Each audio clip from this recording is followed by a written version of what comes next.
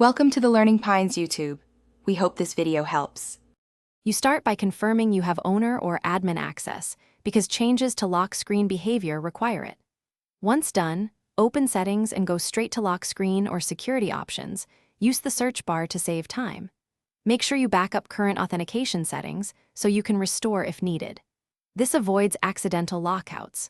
Now, locate the specific camera or quick access toggles within lock screen settings so you can take the first actionable step. You will now turn off camera access on the lock screen.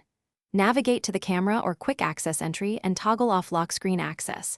This removes the icon and swipe gesture immediately. If the option is grayed out, check device policy, work profile, or security apps that enforce settings. You may need to revoke their permission.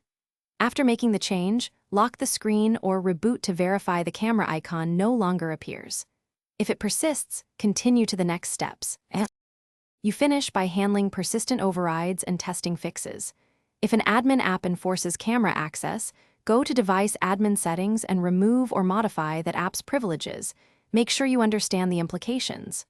Update the OS and security apps and clear camera app defaults to eliminate cached behavior. Once done, test the lock screen. If the camera still appears, boot to safe mode to isolate apps. As a last resort, reset lock screen settings or perform a factory reset after a backup. Thanks for watching. Consider subscribing if we helped you.